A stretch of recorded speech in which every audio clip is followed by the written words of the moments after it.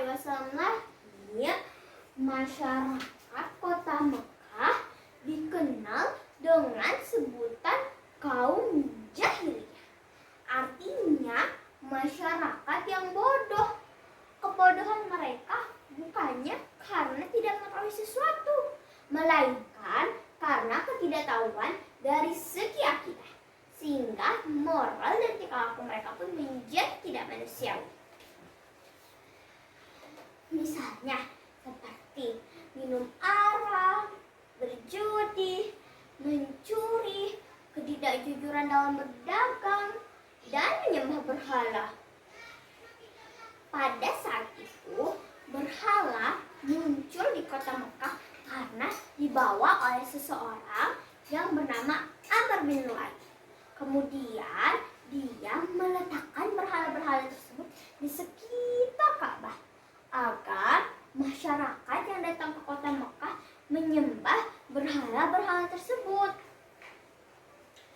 Pada saat itu juga mereka berprinsip bahwa orang yang paling kaya dan yang paling kuat dialah yang paling berkuasa.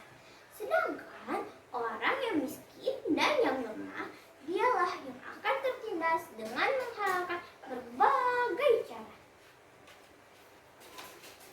Pada saat manusia dalam kegelapan dan kehilangan pegangan hidup, lahirlah ke dunia dari keluarga yang sederhana seorang bayi laki-laki yang telah membawa perubahan besar bagi sejarah peradaban dunia. Ketika bayi itu lahir, bayi itu diberi nama oleh kakeknya, yaitu Abdul Muthalib, dengan nama Muhammad, nama yang tidak lazim bagi masyarakat kaum Quraisy. Nabi Muhammad SAW lahir di kota Mekah Al-Mukarramah pada hari Senin 12 Rabiul Awal tahun Gajah, bertepatan dengan tanggal 20 April 571 Masehi. Ibunya bernama Siti Aminah binti Wahab. Ayahnya bernama Abdullah bin Abdul Muthalib. Namun pada saat Nabi Muhammad SAW dalam kandungan ibunya usia 6 bulan, ayah beliau jatuh sakit dan akhirnya meninggal dunia. Tahun kelahiran Nabi Muhammad SAW disebut tahun gajah karena pada saat itu ada pasukan bertentara gajah yang ingin menyerang Mekah dan menghancurkan Ka'bah. Kenapa bisa dia ingin menghancurkan Ka'bah? Nah, jadi seperti ini ceritanya teman-teman. Pada saat itu Mekah ramai sekali pengunjungnya yang datang untuk beribadah dan juga berdagang. Hal itu membuat Abraha, gubernur Yaman, merasa sangat kesal. Akhirnya Abraha membuat tempat ibadah yang jauh lebih besar dan jauh lebih indah. Tetapi tidak ada seorang pun yang ingin beribadah di sana. Hal itu membuat Abraha semakin kesal. Dan akhirnya Abraha menyiapkan pasukan bertentara gajahnya untuk menyerang Mekah dan menghancurkan Ka'bah.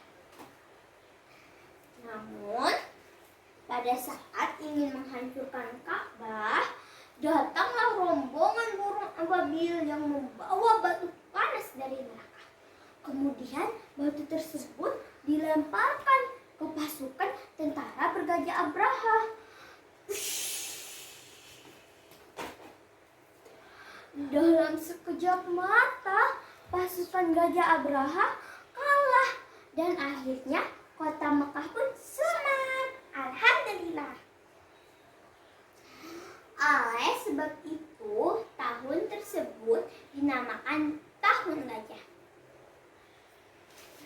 Pada saat Nabi belum lahir, nama Muhammad tidak terkenal. Lalu, mengapa bisa Abdul Muthalib kakeknya memberi nama cucunya Muhammad ya? Ada yang tahu nggak? Jadi ceritanya seperti ini teman-teman. Pada saat itu Abdul Muthalib bersama 3 sahabatnya pergi ke negeri Syam. Pada saat tiba di negeri Syam, mereka bertemu pendeta Nasrani bernama Buhaira. Lalu pendeta itu bertanya, "Dari mana asal kalian?" kata pendeta tersebut. Abdul Muthalib menjawab, "Kami berasal dari kota Mekah." Pendeta itu berkata lagi, "Suatu saat nanti akan ada nabi terakhir di kota Mekah yang bernama Muhammad." Abdul Muthalib bersama 3 sahabatnya kebingungan dan akhirnya bertanya kepada pendeta tersebut, "Dari mana kau tahu hal itu?" Pendeta itu menjawab lagi, "Ada di dalam kitab Injil kami." Nah, oleh sebab itu Abdul Muthalib kepingin mempunyai cucu yang kelak akan dia beri nama dengan nama Muhammad.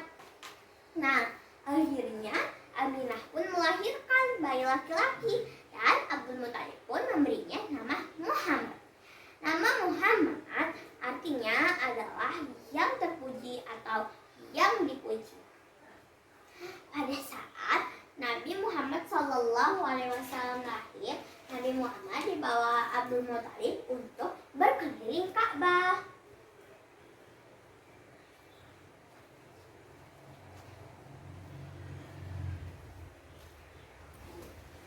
Nah, dan pada saat Nabi Muhammad lahir, banyak kejadian peristiwa luar biasa yang terjadi di kota Mekah. Yang pertama,